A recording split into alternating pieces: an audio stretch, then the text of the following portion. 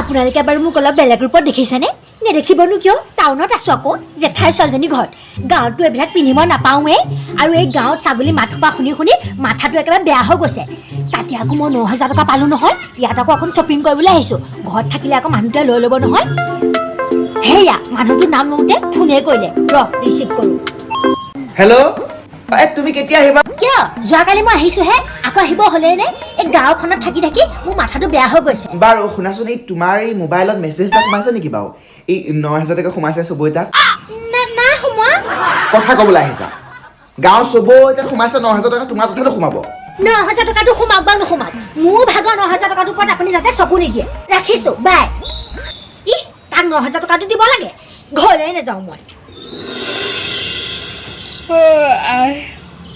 কিমান আৰু ৰুমটোতে সোমাই থাকিম হেৰৌ। গাঁৱলৈহে মনত পৰিছে। ইমানখিনি সময়ত গাঁৱত থকা হ'লে উমিলা খুৰীহঁতৰ ঘৰত চাহৰ জুতি মাৰিবলৈ পাৰিলোঁ হয়। ইয়াত অকল ৰুমটোতে সোমাই থাকিব লাগে। মানুহটোলৈ ফোন এটাকে কওঁ, লৈ যাবলৈহি কওঁ। হেল্ল', শুনিছেনে? কি? মোক লৈ যাওকহিচোন। মোৰ ছাগলীজনীলৈ বৰকে মনত পৰিছে। ছাগলীজনীলৈ মনত পৰিছে। আৰু ইয়াত কাউৰীগালৰ যিহে উৎপাত, আৰু গাড়ী মটৰ গালে এনি টাইম পেপু পাপা কৰি থাকিব। মোৰ মাথাটো বেয়া হৈ গৈছে জানেনে?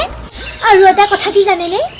মোৰ মানে ইয়াত থাকি থাকি মুখখন একেবাৰে গধুৰ হৈ গৈছেগৈ। কিয়? তোমাৰ আকৌ মুখখন কিয় গধুৰ হ'ব? নহয় মানে মই আপোনাৰ আৰু কাষৰ পুতলিবোৰৰ লগত কাজিয়া লাগিব পৰা নাই যে মুখখন একেবাৰে গধুৰ হৈ গ'লগৈ।